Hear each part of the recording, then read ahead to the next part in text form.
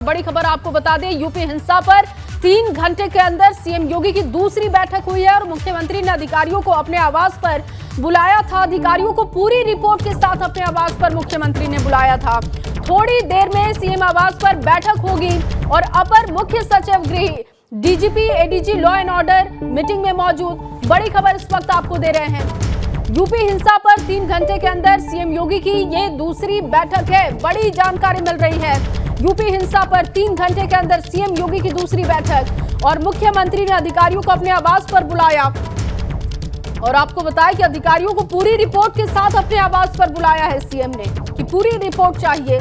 थोड़ी देर में सीएम आवास पर बैठक होने वाली है। साथ ही आपको यह भी बता दें कि अपर मुख्य सचिव गृह DGP ADG law and order बैठक में मौजूद थे। शाम को जो बैठक हुई थी और अब आपको बता दें कि ये दूसरी बैठक है। शाम को एक बैठक हुई और बैठक में सीएम ने साफ निर्देश दिए कि सख्ती से निपटना है, किसी को भी बख्शना नहीं है। जिन्होंने माहौल को खराब करने की कोशिश की है, जल्द से जल्द वो गिरफ्त में होने चाहिए। और अब ताजा अपडेट ये है, बड़ी खबर ये मिल रही है कि थोड़ी देर में एक और बैठक होने वाली है। तमाम आला अधिकारी इस बैठक में होंगे, लेकिन सीएम ने साफ आदेश दिया है कि पूरी रिपोर्ट के साथ आना होगा। यूपी हिंसा पर 3 घंटे के अंदर सीएम योगी की यह दूसरी बैठक है। मुख्यमंत्री ने अधिकारियों को अपने आवास पर बुलाया है और साथ ही साथ आदेश ये भी है कि पूरी रिपोर्ट के साथ पहुंचे। अधिकारियों को पूरी रिपोर्ट के साथ बुलावा भेजा गया है। थोड़ी देर में सीएम आवास पर बैठक होने वाली है। उधर यूपी में आज हुई हिंसा को लेकर 122 उपद्रवी गिरफ्तार किए गए हैं। प्रयागराज हिंसा में अब तक आरोपियों की गिरफ्तारी हो चुकी है। एडीजी जोन प्रेम प्रकाश ने 22 गिरफ्तारियों की पुष्टि कर दी है। इसके साथ ही बड़ी जानकारी आपको यह भी दे दें कि सहारनपुर से 45 लोगों की गिरफ्तारी हुई है। हाथरस में 24 उपद्रवियों की गिरफ्तारी हो चुकी है। अंबेडकर नगर से 23 हिंसा के आरोपियों की गिरफ्तारी हो चुकी है। तो आंकड़ा 122 तक पहुंच चुका है। सहारनपुर से 45, हाथरस से 24 उपद्रवियों की गिरफ्तारी हो चुकी है। यूपी के कई शहरों में आज जुमे की नमाज के बाद जो बवाल हुआ, उसके बाद मुख्यमंत्री योगी आदित्यनाथ ने अधिकारियों के साथ बैठक की और सख्त निर्देश दिए हैं कि जिन्होंने भी इस पूरे बवाल में जो शामिल हुए उन लोगों के खिलाफ कड़ी कार्रवाई की जाए। अलग अलग जिलों में अब तक कई गिरफ्तारियां हो चुकी हैं। क्या कुछ अभी हो रहा है अलग अलग जिलों में, इस पर बात करने के लिए ADG law and order Prashant Kumar ji हमारे साथ हैं। प्रशांत जी, ये किस तरीके से अभी क्या गिरफ्तारियां कितनी हुई हैं? अभी तक 116 व्यक्तियों की गिरफ्तारी विभिन्न जनपदों से हो चुकी है। कुछ जनपदों में कुछ व्यक्तियों के द्वारा जानबूझ के इस तरह की शांति व्यवस्था, लोक व्यवस्था भंग करने की कार्रवाई की गई है। उनकी पहचान हो चुकी है। उनके विरुद्ध संगीन धाराओं में अभियोग पंजीकृत किए जा रहे हैं। इनके विरुद्ध गैंगस्टर की भी कार्रवाई करेंगे। इनकी संपत्ति को भी हम कुर्क करेंगे तथा जो भी पब्लिक और पब्लिक या प्राइवेट प्रॉपर्टी को जो जिन्होंने डैमेज किया है उसकी क्षतिपूर्ति की वसूली भी करेंगे। इसके साथ साथ हम इन पर रासुका की भी कार्रवाई करेंगे और जो लोग जानबूझ के और पुलिस तथा जिला प्रशासन के अथक प्रयासों के बावजूद इस तरह की घटना को अंजाम दे रहे हैं, उनके विरुद्ध कठोरतम कार्रवाई अमल में लाई जाएगी। क्या कोई साजिश रची गई क्या? क्योंकि एक शहर में नहीं हुआ, कई जिलों में हुआ और पूरे देश में हुआ। क्या कुछ पहले से प्लान था ये? मैं अन्य जगहों के बारे में नहीं बता सकता, लेकिन उत्तर प्रदेश के जो राजस्व के 75 जनपद हैं उसमें से केवल 3 या 4 जनपदों में ऐसी बात हुई है जिसको पुलिस ने बहुत ही बहादुरी से और बहुत ही अल्प समय में स्थिति को कंट्रोल किया है और कोई भी जान माल की हानि नहीं होने दी। बीते हफ्ते कानपुर में हुआ, फिर इस हफ्ते जब शुक्रवार हुआ जुमे की नमाज हुई तब प्रयागराज हो गया, सहारनपुर हो गया। यानी आप लोगों ने वहाँ तो कड़ी कार्रवाई की, लेकिन उससे मैसेज नहीं जा रहा है क्या? कुछ नहीं, मैसेज जा रहा है, लेकिन ये जो लोग शरारती तत्व हैं जो जानबूझ के शांति व्यवस्था को भंग करना चाहते हैं उनको बहुत सी सख्ती से निपटने के निर्देश दिए गए हैं फील्ड के ऑफिसर्स को। क्या कुछ ऐसा करेंगे इस बवाल के बाद कि अगले हफ्ते या उसके अगले हफ्ते ऐसी चीज़ें ना हो किसी भी ज़िले में? नहीं, ऐसी व्यवस्थाएं की जाएंगी। लगातार हमारी वार्ता भी चल रही है और लोगों को बताया जा रहा है, उसके बड़े सार्थक परिणाम भी आ रहे हैं। और लेकिन जो लोग जानबूझ के ऐसी परिस्थितियां पैदा करते हैं उनके विरुद्ध कार्रवाई भी की जाएगी। ऐसे वामपंथी संगठनों की भी इन्वॉल्वमेंट सामने आई क्या? क्योंकि प्रयागराज में तो वहाँ पर पुलिस अफसर कह रहे हैं। नहीं, संगठनों के बारे में हम लोगों ने अभी, हमारे पास कुछ ऐसे साक्ष्य नहीं है। स्थानीय अधिकारी ने क्या कहा इसके बारे में मुझे आइडिया नहीं है, लेकिन जैसे ही अगर संगठनों की या किसी विशेष ग्रुप की कोई बात आएगी तो अवश्य ही हम मीडिया के साथ शेयर करें। सर, ये कहीं LIU या हम जो कहें खुफिया तंत्र, उसका फेल्योर तो नहीं है? क्योंकि बार बार इस तरह की घटनाएं रिपीट हो रही है, पुलिस कड़ी कार्रवाई कर रही है उसके बावजूद। जी नहीं, ये पूरी सूचनाएं थी और उसके कारण ही व्यवस्थाएं मुकम्मल की गई थी, फोर्स का डिप्लॉयमेंट किया गया था। लेकिन कुछ शरारती तत्व जो कि बाज नहीं आ रहे हैं, अब उनके विरुद्ध हम लोग बहुत ही सख्त कार्रवाई अमल में लाएंगे। विदेश से तो साजिश नहीं रची जा रही, इंटरनेट कॉल या इंटरनेट के जरिए, क्योंकि यहाँ तो आप सब पर निगरानी रख रहे हैं। ये सभी चीज़ें अभी विवेचना से आएंगी और ये सघन जांच का विषय है। जब चीज़ें खुल के आएंगी तो हम शेयर करेंगे। तो ये आपने सुना, क्या कहना है उत्तर प्रदेश के DG लॉ एंड ऑर्डर साफ तौर पर कह रहे हैं कि कार्रवाई की जा रही है। 116 लोगों को गिरफ्तार किया है। यूपी के 3 से 4 शहरों में ही इस तरह आज बवाल हुआ है, लेकिन वो साफ तौर पर कह रहे हैं कि जो कार्रवाई करेंगे वो ऐसी नज़ीर होगी कि इस तरह का बवाल करने वाले आगे बवाल करने से खुद को रोकेंगे। कैमरा जितिन के साथ अनुभव शुक्ला, गंगा, लखनऊ। और चलिए इस बीच आपको बड़ी खबर दे दें, यूपी हिंसा पर 3 घंटे के अंदर सीएम योगी की दूसरी बैठक शुरू हो चुकी है। ताजा अपडेट ये है कि बैठक शुरू हो चुकी है। मुख्यमंत्री ने अधिकारियों को अपने आवास पर बुलाया है और इस वक्त वहां पर बैठक शुरू हो चुकी है। अब से थोड़ी देर पहले हमने आपको बताया था कि पूरी रिपोर्ट के साथ अधिकारियों को बुलाया गया है, लेकिन अब बैठक वहां पर शुरू हो चुकी है। अधिकारियों को पूरी रिपोर्ट के साथ आवास पर बुलाया गया था।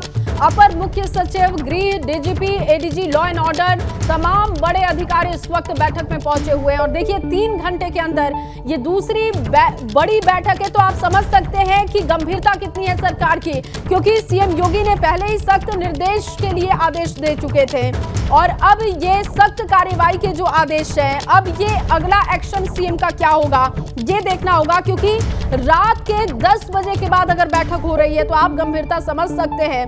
हिंसा के बाद से एक्शन में है सरकार, योगी सरकार, और अब ये जो बैठक हो रही है 3 घंटे के अंदर दूसरी बड़ी बैठक है। सीएम आवास पर बैठक इस वक्त चल रही है। ताजा अपडेट आपको दे रहे हैं। तमाम बड़े जो अधिकारी हैं वो वहां पर पहुंचे हैं। अपर मुख्य सचिव गृह हैं और इसके अलावा DGP है, ADG लॉ एंड ऑर्डर है। मीटिंग में तमाम ये बड़े अधिकारी पहुंचे। इससे पहले भी जब बैठक हुई थी तो यहां पर तमाम बड़े अधिकारी पहुंचे हुए थे और अब जानकारी इस बात की है कि सीएम आवास पर अधिकारियों के साथ बैठक शुरू हो चुकी है। हिंसा पर सीएम योगी काफी सख्त हैं। उन्होंने बहुत साफ लफ्जों में कहा है, बहुत ही साफ शब्दों में कहा है कि किसी को भी बख्शा नहीं जाएगा जिन्होंने माहौल खराब करने की कोशिश की या जिन लोगों ने इन्हें अपना समर्थन दिया, इन्हें उकसाया, ऐसे लोगों पर भी कार्रवाई होगी। कानपुर हिंसा के बाद भी पोस्टर चस्पा करते हुए कई गिरफ्तारियां की गई थी और आज के दिन की तस्वीरें भी एक तरफ आप देख रहे हैं किस तरीके से पत्थरबाजी की गई, किस तरीके से आगजनी की घटनाओं को अंजाम दिया गया। और इसके बाद अब सीएम योगी काफी सख्त दिखाई दे रहे हैं और 3 घंटे के अंदर दूसरी बैठक फिर से शुरू हो चुकी है। मेरे सहयोगी अनुभव शुक्ला इस वक्त ज्यादा जानकारी के साथ लखनऊ से जुड़ चुके हैं। अनुभव, बैठक सीएम आवास पर चल रही है, क्या अपडेट है इस वक्त?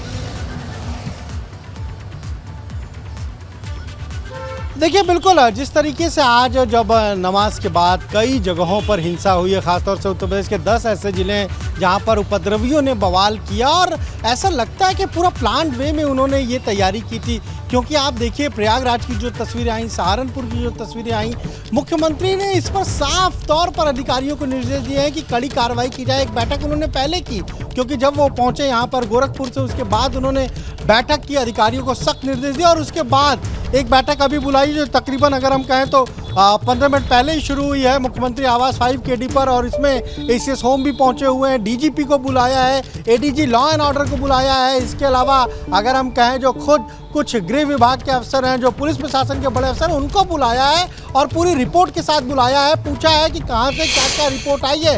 116 लोग अब तक गिरफ्तार किए गए हैं। सबसे ज़्यादा सहारनपुर में गिरफ्तारी हुई है, प्रयागराज में गिरफ्तारी हुई है। इसी तरह जो अन्य जिले हैं वहाँ पर भी गिरफ्तारियाँ हुई हैं।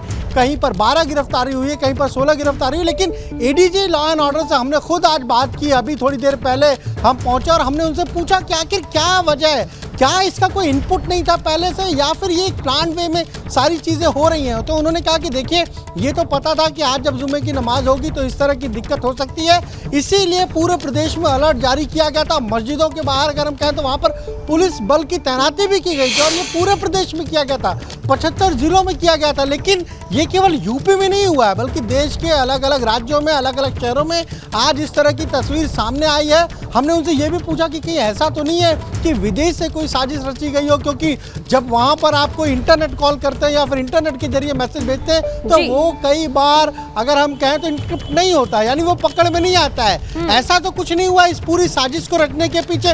उन्होंने कहा कि ये सारी चीज़ें जो है वो जांच का विषय है और जांच के बाद ही चीज़ें सामने आएंगी। लेकिन अब तक 116 लोगों की गिरफ्तारी हो चुकी है इन शहरों में, और अभी और लोगों की गिरफ्तारी की जा रही है।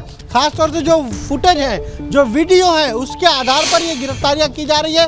साफ तौर पर अनुभव ये नंबर बढ़ेगा, क्योंकि अब देखिए 3 घंटे के अंदर ये दूसरी बड़ी बैठक हो रही है, तमाम अधिकारी इसमें मौजूद हैं, तो सख्ती कितनी ज्यादा है सरकार की ये समझा जा सकता है। बहुत शुक्रिया अनुभव आपका तमाम जानकारी के लिए, अपडेट के लिए। और चलिए आगे बढ़ेंगे, बड़ी खबर आपको दे दे। प्रयागराज हिंसा मामले में पुलिस को 10 लोगों की तलाश है। प्रयागराज हिंसा में 10 लोगों की भूमिका संदिग्ध पाई गई है। पुलिस को अली अहमद इमाम अटाला बड़ी मस्जिद की तलाश है। शाह आलम प्रयागराज जिला अध्यक्ष AIMIM की भी तलाश है। उमर खालिद है इस्लामिक एक्टिविस्ट, इसकी तलाश हो रही है। सारा अहमद जो कि आस्था कार्यकर्ता हैं, उनकी तलाश है। आशीष मित्तल वामपंथी नेता, तलाश हो रही है। जावेद अहमद उर्फ पंप सोशल एक्टिविस्ट हैं, तलाश इनकी भी हो रही है।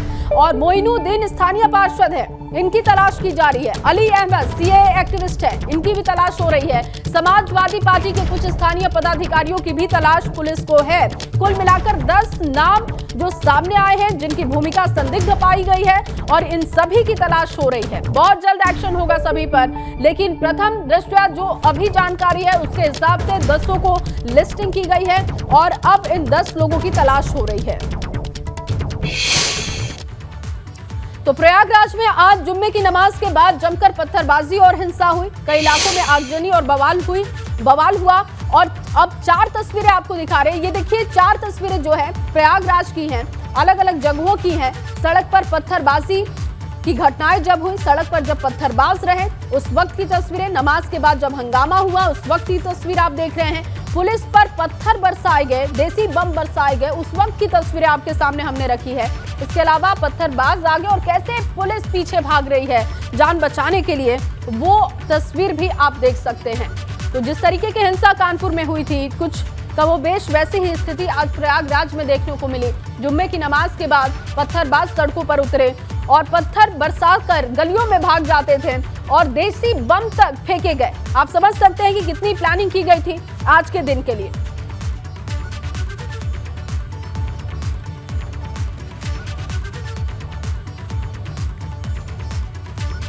और वहीं प्रयागराज हिंसा पर ADG जोन प्रेम प्रकाश का कहना है कि हिंसा में AIMIM समेत वामपंथी संगठनों का हाथ है।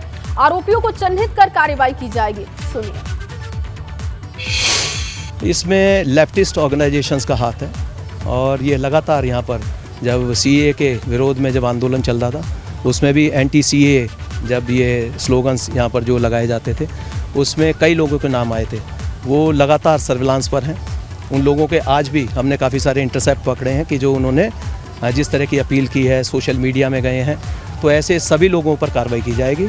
और काफ़ी सारे लोग ऐसे हैं जो बिल्कुल चिन्हित हैं, उनको पाबंद भी कराया गया है, लेकिन उन्होंने ये जो मुचल के थे उनका उल्लंघन किया है। उन सब से जो जमानत की राशि है और जो विधिक कार्रवाई है वो सब की जाएगी।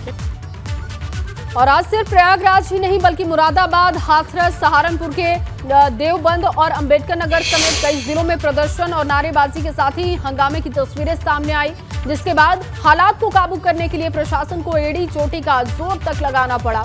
ये देखिए तस्वीरें आपको दिखा रहे उत्तर प्रदेश के अलग अलग जगहों की। मुरादाबाद की तस्वीर आप देख रहे हैं, प्रदर्शनकारियों पर लाठीचार्ज पुलिस को करनी पड़ी उस वक्त की तस्वीरें। सहारनपुर की आप तस्वीर देखिए किस तरीके से सड़कों पर पत्थरबाज उतर गए। देवबंद में पुलिस पर पथराव किया गया। नमाज के बाद नारेबाजी की गई फिरोजाबाद में, तस्वीर आप देख रहे हैं। हाथरस की भी तस्वीर देखिए, सिकंदरा राव में पुलिस पर पथराव किया गया। तो सिर्फ प्रयागराज ही नहीं बल्कि उसके अलावा भी कई जगहों पर पत्थरबाजी और हंगामे की तस्वीरें आज देखने को मिली। और इधर मुरादाबाद में जुम्मे की नमाज के बाद उपद्रव करने वालों में 7 को गिरफ्तार किया गया है। 10 लोग नामजद हैं, 80 अज्ञात के खिलाफ मुकदमा दर्ज है।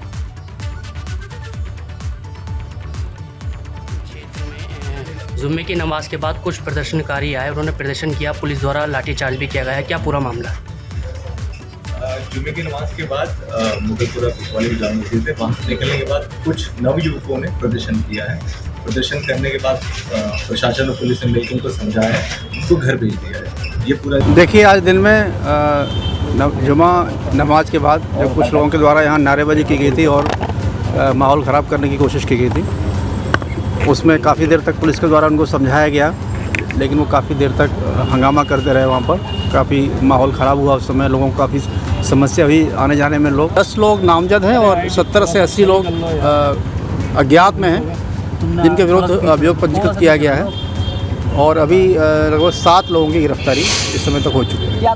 और इधर सहारनपुर में बवाल और हिंसा पर पुलिस ने बड़ी कार्रवाई की। देवबंद में बवाल के आरोप में 21 लोग गिरफ्तार किए गए। सभी पर बिना इजाजत प्रदर्शन और हंगामा करने का आरोप है। ये सहारनपुर की तस्वीरें आप देखिए। बवाल और हिंसा पर बड़ी कार्रवाई की गई है और यहाँ पर जमकर नारेबाजी। देखिए, आज कुछ लोग नमाज के बाद एकत्रित हो गए थे, पुलिस बल भी उनके साथ था। कुछ वहाँ पर उन्होंने जुलूस के फॉर्म में घूमे और स्लोगन कुछ निकाले, तो इसी के क्रम में हम लोगों ने उनको समझा बुझा के वापस भेज दिया। फिर उसके बाद विदाउट परमिशन प्रोटेस्ट करने की वजह से हम लोगों ने मुकदमा लिखा है और कुल 21 लोगों को इस जनपद में गिरफ्तार किया है और भी गिरफ्तारी की जाएंगी। सांसद शफीकुर रहमान बर्क का कहना है कि ये जो हिंसा हो रही है, ये लोग अपने जज्बात के हिसाब से कर रहे हैं। ये बंद क्यों नहीं हो रहा, इस पर सरकार को सोचना चाहिए। नुपुर शर्मा को अब तक क्यों नहीं गिरफ्तार किया? समाजवादी पार्टी से लोकसभा सांसद शफीकुर रहमान बर्क साहब हैं हमारे साथ। बुजुर्ग हैं, आप गार्जियन भी हैं। जो कुछ भी देश में हो रहा है, आज पूरे देश में एक तरीके से लोग सड़कों पर उतर रहे हैं। ख़ासतौर से यूपी में आज 4 से ज़्यादा ज़िलों में पत्थरबाजी हुई है। प्रयागराज में पत्थरबाजी हुई है, सहारनपुर में हुई है, मुरादाबाद में, फिरोज़ाबाद में। तो क्या माहौल आप देख रहे हैं? देखिए, ये माहौल आज नहीं बन गया। ये गवर्नमेंट की पॉलिसी में ये नफ़रत की जो पॉलिसी है, उस पॉलिसी के असरात हैं। हम चाहते हैं कि गवर्नमेंट इसको संजीदगी से अभी तक नहीं सोच रही। सोचे, अगर हमारी मांग, मुसलमानों की ये मांग थी कि उनको फ़ौरन गिरफ्तार करके बंद किया जाए दोनों को, तो क्यों नहीं बंद किया गया? इसमें क्या परेशानी हो रही है? आज ये सब कुछ हो रहा है सिर्फ नवीन शर्मा और जिंदल की वजह से हो रहा है। हाँ, तो इनको क्या बंद करने में क्या सिर्फ यही सलाह होगी इतने बड़े हादसे की, जिसका कि सारा वर्ल्ड हिल गया हो? तो उसको उनके आप बंद भी नहीं कर सकते, उनके खिलाफ कोई कार्रवाई नहीं कर सकते।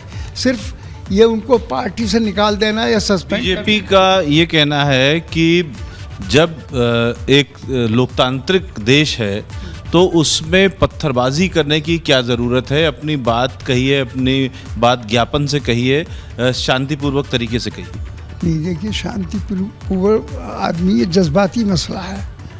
ये मुसलमान इसको आप इतना हल्का नहीं लेंगे ये। और वहीं यूपी में आज जुम्मे की नमाज के बाद हिंसा पर कांग्रेस नेता प्रमोद कृष्णम का कहना है कि किसी भी प्रकार की हिंसा सही नहीं है। इस हिंसा का बीजेपी को फायदा होगा। सुनिए।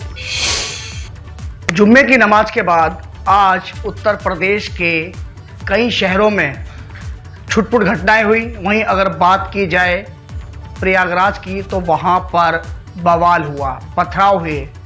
बात करने के लिए हमारे साथ आचार्य प्रमोद कृष्णम हैं। आचार्य जी, ये जो आज हुआ, पिछले जुम्मे को भी यही देखने को मिला और आज इस जुम्मे को तो हालांकि प्रशासन ने भी हाई अलर्ट पे था, उसके बावजूद भी अगर बात की जाए प्रयागराज की, बात की जाए सहारनपुर की, मुरादाबाद की, तो कई ऐसे शहर हैं जहां पर तनावपूर्ण स्थिति है। इसके बारे में क्या कहेंगे आप?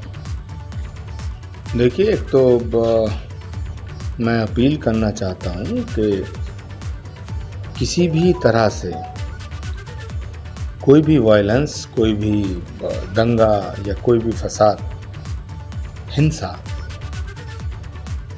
प्रदेश के लिए और देश के लिए ठीक नहीं है। किसी भी तरह की हिंसा का समर्थन नहीं किया जा सकता है। जहाँ तक उत्तर प्रदेश का ये आज का जो माहौल है बड़ा तनावपूर्ण है और मैं चाहूँगा कि सभी धर्मों के मानने वाले बड़ी समझदारी से, संयम से काम लें। आचार्य जी, एक बयान जिस पर माफ़ी तक मांग ली गई, लेकिन उसके बावजूद भी कुछ लोग शांत बैठने को तैयार नहीं। उन लोगों के बारे में क्या सोचते हैं आप, क्या कहते हैं उन्हें? देखिए, मैं ये कहना चाहता हूँ कि किसी की भी धार्मिक भावनाओं को ठेस पहुँचाने का अधिकार किसी को नहीं है। किसी भी बयान से अगर किसी को ठेस पहुँचती है तो ये ठीक नहीं है। जो बयान बीजेपी की प्रवक्ता का है वो बहुत गलत है, उसकी घोर निंदा की जानी चाहिए और की भी जा रही है। लेकिन वायलेंस किसी भी समस्या का समाधान नहीं है। देखिए, आचार्य प्रमोद कृष्णम हमारे साथ थे। उनका साफ तौर पे ये कहना है कि हिंसा नहीं होनी चाहिए और माफ़ी सबसे बड़ा एक कहा जाए कि उसे माफ़ी अगर कोई मांगता है तो उसे दे देनी चाहिए। गाजियाबाद से एबीपी गंगा के लिए मैं शक्ति सिंह।